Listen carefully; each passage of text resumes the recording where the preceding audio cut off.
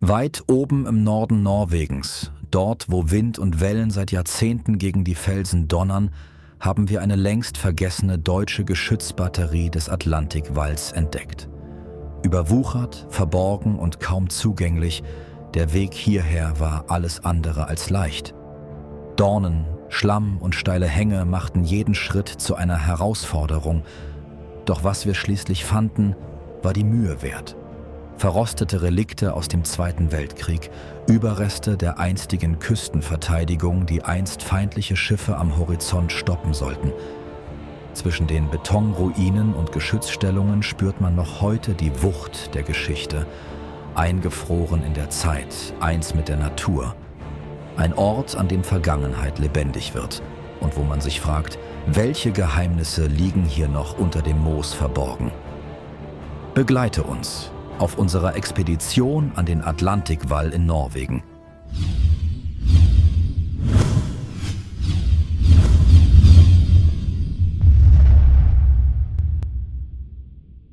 Hallo Freunde und herzlich willkommen zu einem neuen Video auf unserem Kanal. Mein Name ist Christian, Melanie ist natürlich auch wieder mit am Start und wir wollen uns heute eine Batterie aus dem Zweiten Weltkrieg anschauen von den Deutschen hier in Norwegen auf den Lofoten. Ist sie installiert gewesen und wir sind gespannt, was wir hier alles finden. Es ist ziemlich versteckt, ihr könnt das hier im Hintergrund schon sehen, wo wir jetzt hier durch müssen. Das ist das Besondere am Atlantikwallbereich Norwegen, dass hier die Felsen und alles wirklich für natürliche Tarnung mit genutzt wurden. Und das macht jetzt schon Spaß, wenn man sieht, wo man jetzt hier herlaufen muss und ja, was uns letztendlich auch für ein Abenteuer erwartet. Also bleibt dran. Hier stand eine Kanone. Ja, also hier scheint es wirklich zu sein, dass hier zumindest Flakgeschütze gestanden haben, weil da vorne ist ja auch ein Fjord.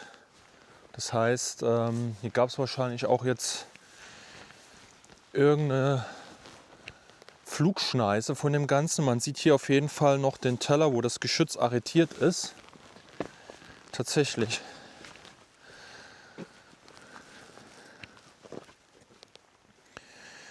Wir haben jetzt hier kleinere Unterstände, also der Ring hier ist unten alles betoniert. Der Ring ist zum größten Teil mit Bruchstein und hier haben wir zwei Bereiche, da geht es auch relativ weit nach unten. Es kann sein, dass das hier Deckungsgräben sind. Da werden wir jetzt auch gleich mal versuchen, ob wir da irgendwie rein können. Die sind zum Teil zu. Muss man, glaube ich, irgendwie von der anderen Seite da rein. Ich klettere trotzdem mal eben rein. Vielleicht finden wir ja irgendwas Cooles noch. Was Interessantes, Historisches. Oh.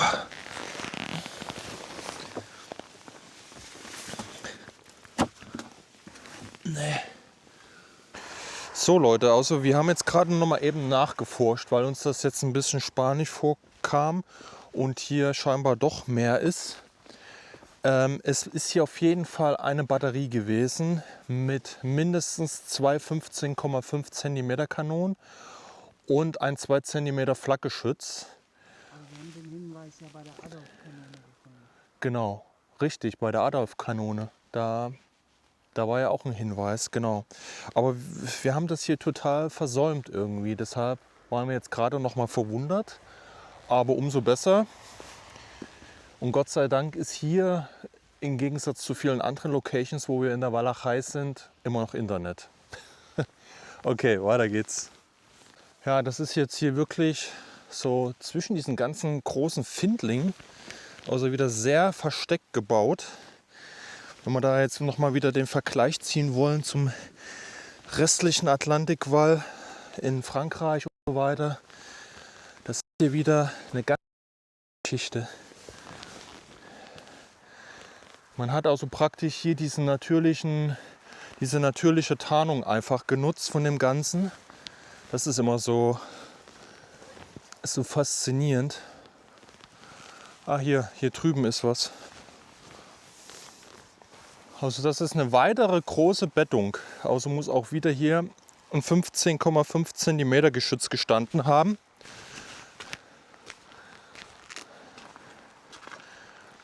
Jetzt seht ihr immer noch mal hier den Vergleich gerade eben, wenn Melanie die Kamera hat. Ist schon eine Dimension. Und auch hier haben wir wieder die zwei angeschlossenen kleinen Unterstände, die kleinen Bunker. Weil die Bettung an sich ringsum mit Bruchstein wieder begrenzt ist. Leute, hier liegt noch was. Hier unten ist tatsächlich noch ein Relikt. Oh, ich fasse es nicht. Das ist krass. Das muss ein Teil von der Kanone sein.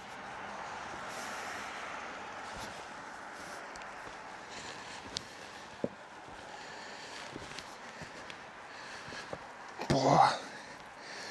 Ich glaube, das ist ein Teil von der Lafette. Guck dir das mal an, ey. Boah, ist sau schwer. Oh. Ist tatsächlich noch. Ich glaube, ich nehme mal eben kurz die Kamera. Jetzt ist die Frage, ist das unten höchstwahrscheinlich ja?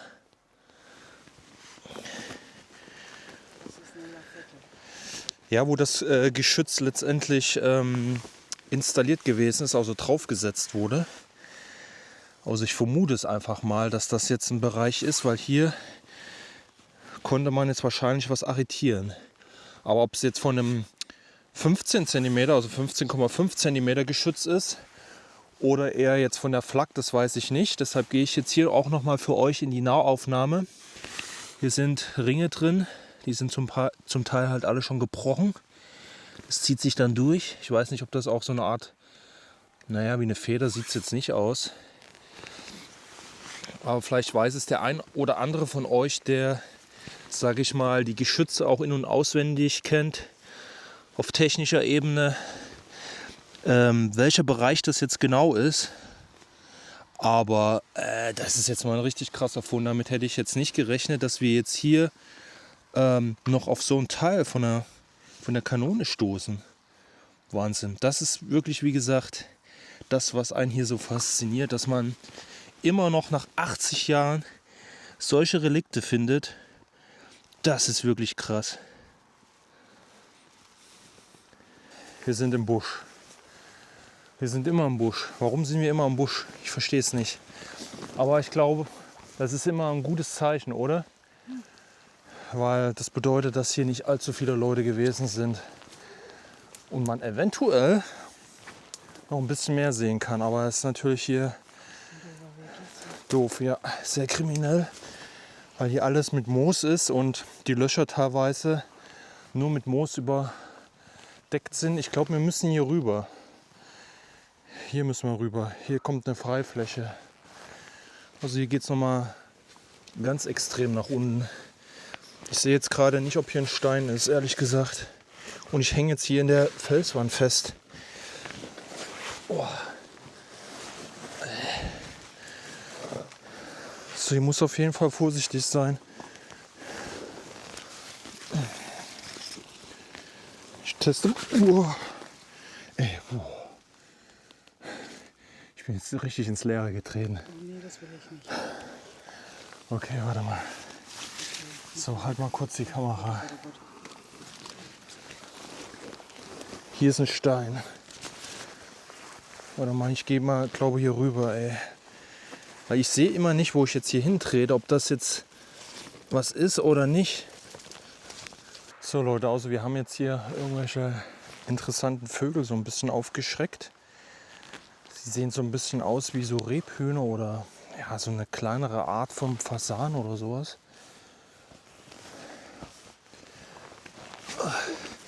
Weg bin ich. Aber verknick dich nicht hier. Tatsächlich, du bist jetzt in so ein blödes Loch gefallen. Da müssen wir echt aufpassen. Das ist wirklich wieder. Auch hier geht es direkt runter, ne? Du siehst es halt nicht. Hier, am besten nur auf diese Fläche, die hier schon so abgegrast ist.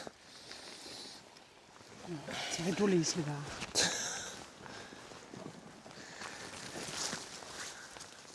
Ja, das wäre ja sonst wieder zu einfach.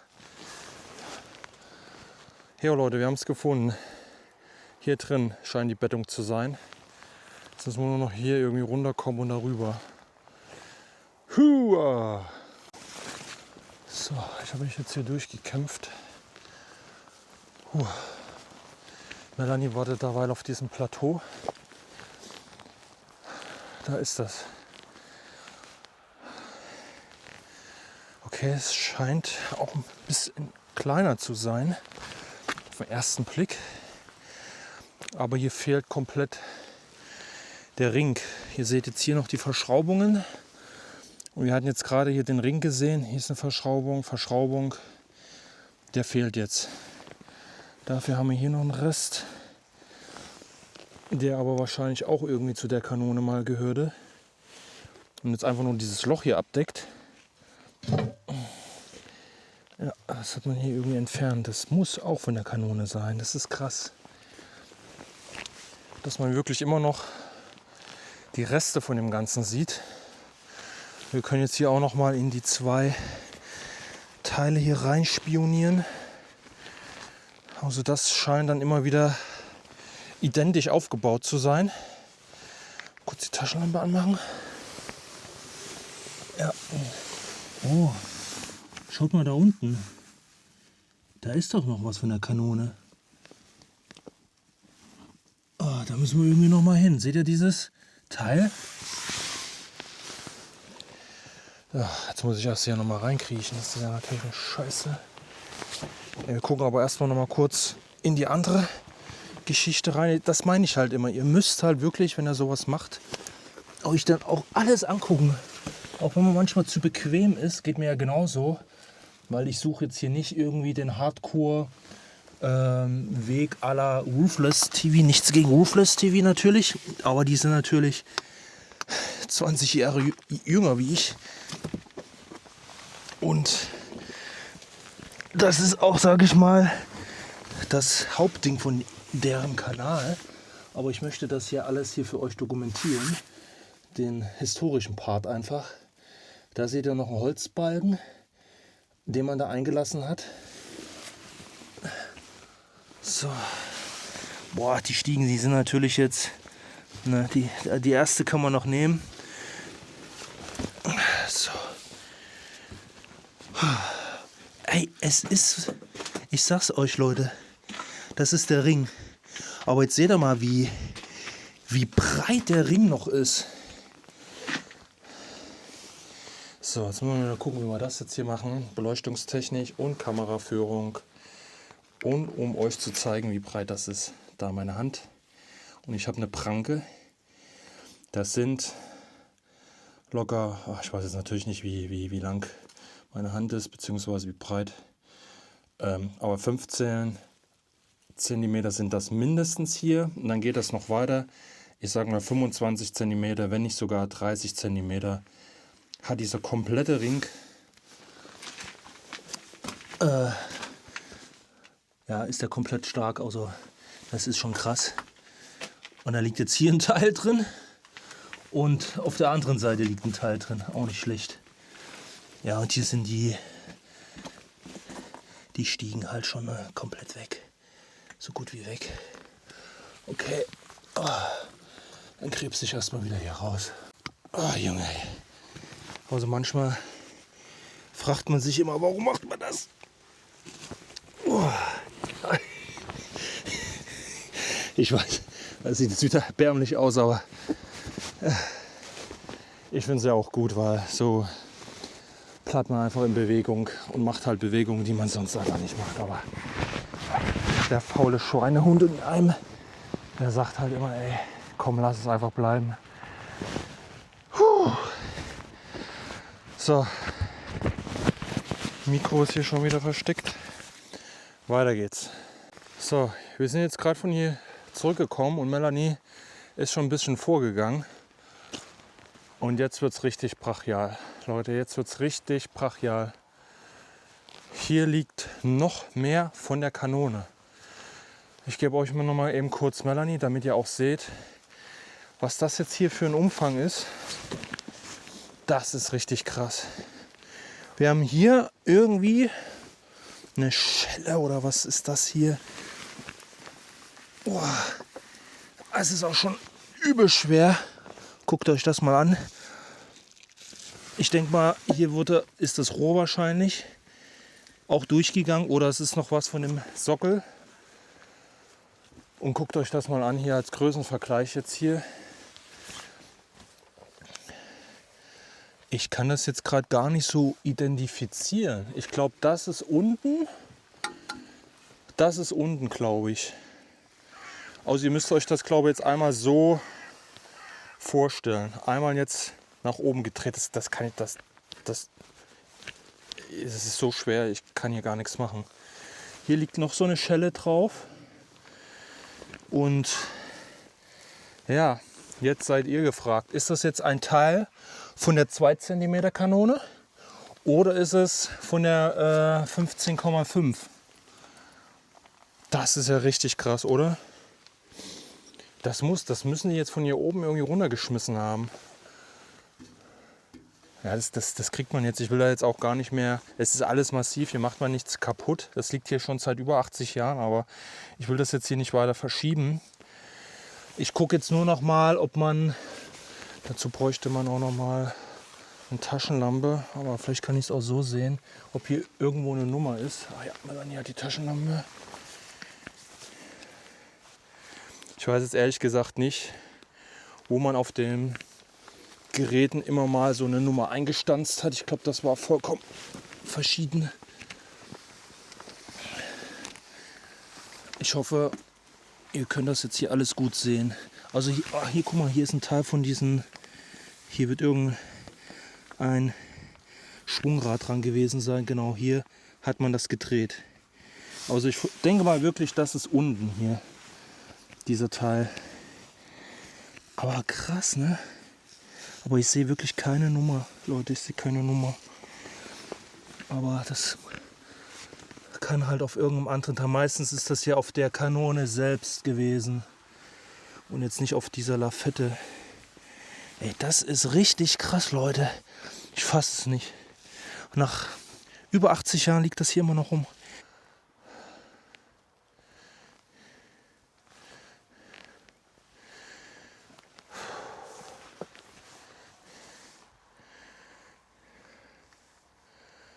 So Leute, also die Kanone scheint hier irgendwie, oder es sind ja mehrere, einfach in der Landschaft verteilt worden zu sein. Wir sind ja jetzt hier von dem Punkt gekommen, da unten. Und hier ist ein weiterer Ring, den man da rausgenommen hat. Und jetzt liegt er hier einfach so.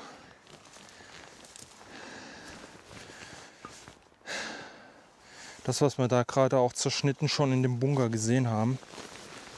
Man hat es hier gelassen. Jetzt ist natürlich die große Preisfrage, was liegt hier noch überall verteilt. Weil ihr könnt das hier sehen, das ist hier so zerklüftet. Als ob man die wirklich von den hohen Positionen wie hier und da runtergeschmissen hätte. Also zerteilt und ja, aber halt einfach nicht mitgenommen. Ne? Das ist eigentlich unüblich, weil man sonst die Rohstoffe auch irgendwo weiter genutzt hatte oder halt es komplett entmilitarisieren wollte. Aber das ist in Norwegen ein anderes Thema. Aber ich finde es, so leid mir es jetzt tut, Leute, aber ich finde es absolut cool, weil man was zum Anfassen hat von der Geschichte. Das ist halt wirklich das Krasse einfach nur. So, jetzt muss ich erstmal hier hoch. Melanie steht da schon. Hier ist auf jeden Fall eine weitere Bettung. So Leute, jetzt hört es nochmal brachial. Wir haben noch ein Teil gefunden. Es ist noch hier oben. Und das ist wahrscheinlich so ein Teil, was unten lag. Und jetzt kann vielleicht der eine oder andere hier ein bisschen mehr sagen. Also es wird auf jeden Fall das 15,5 cm geschützt sein, weil hier auch die Plattform ist. So, hier, da hat man jetzt die einzelnen Schellen gefunden, die hier oben dran gewesen sind. Also einmal auf dieser Seite, dann hier, das was hier komplett fehlt. Und dann wird das Geschütz praktisch hier durchgeführt worden sein.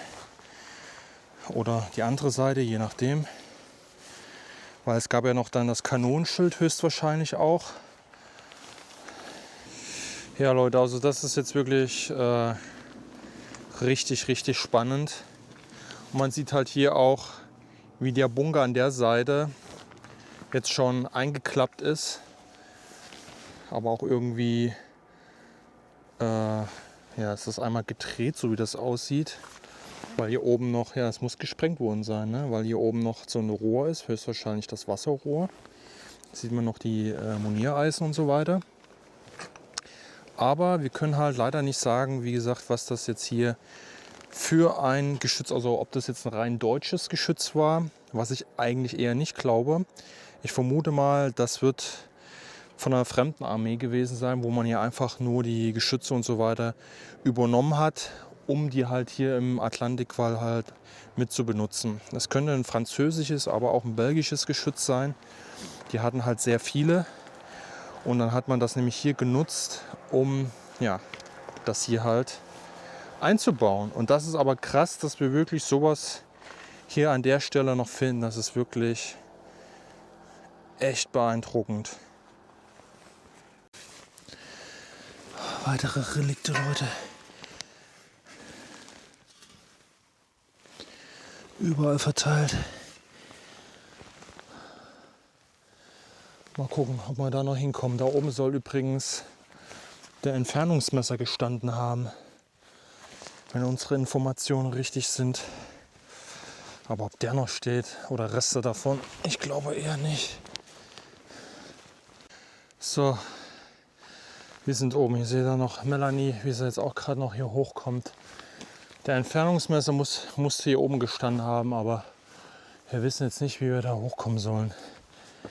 Das wäre, glaube ich, nicht einfach. Und hier sind wir auf einem weiteren Bunker und da seht ihr auch schon wieder den Kreis. Hier standen die 2 cm Flak. Also werden die anderen Sachen alle von den 15 cm geschützt gewesen sein, 15,5.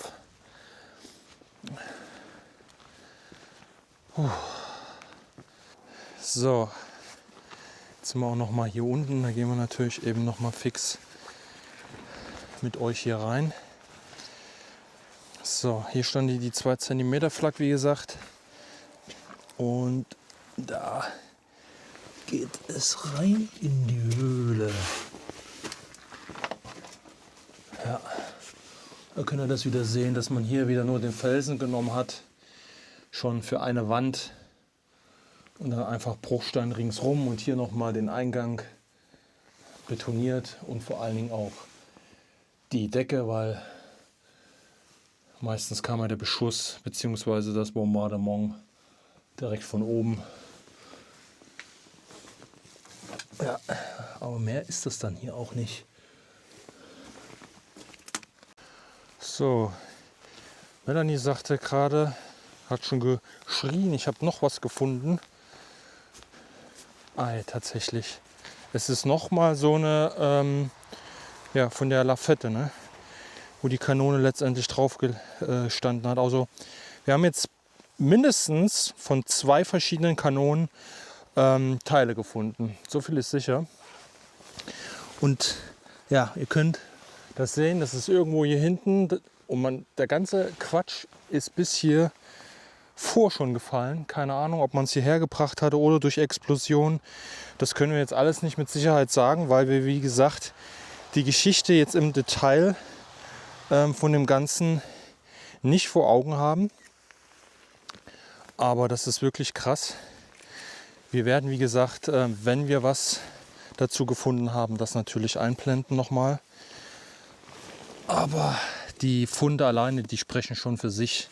Das ist wirklich gigantisch, was wir jetzt hier noch an Relikten von diesen alten Kanonen gefunden haben. Das ist wirklich Wahnsinn. Und wie gesagt, vielleicht weiß es einer von euch, welchen Kanon das, also welchen Typ Kanon das jetzt genau zuzuordnen ist. Wie gesagt, was sicher ist, ist eine 2 cm Kanone hier gestanden und 3 oder 4, ich glaube 4, 15,5. Wir hatten ja jetzt einige Bettungen gehabt. Wer jetzt mitgezählt hat, der weiß, wie viele Kanonen es insgesamt gewesen sind. Ja, und ja, an dieser Stelle beenden wir jetzt einfach das Video mit dem letzten krassen Fund hier von dieser Anlage. Damit haben wir, wie gesagt, überhaupt nicht gerechnet. Schreibt uns was dazu in die Kommentare. Das wäre sehr, sehr wichtig, um das ein bisschen aufzuklären. Gebt dem ganzen Video ein Like, da würden wir uns sehr freuen. Abo, wer es noch nicht gemacht hat, und vor allen Dingen die Glocke nicht vergessen, weil da werdet ihr informiert, wenn auf unserem Kanal ein neues Video erscheint. Und es ist absolut kostenlos. Das nochmal dazu gesagt, falls jemand denkt, er schließt jetzt hier irgendeinen Vertrag ab mit keine Ahnung wie viel Euro pro Monat. So, wir sind raus, schaltet das nächste Video ein. Bis dahin, ciao.